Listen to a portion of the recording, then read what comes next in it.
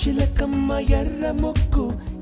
ముక్కులే పిల్లవాకు పూవై పూసిన ఎర్ర రోజా పూత గులాబీ పసిపాదం ఎర్రాని రూపం ఉడికే కోపం ఎర్రాని రూపం ఉడికే కోపం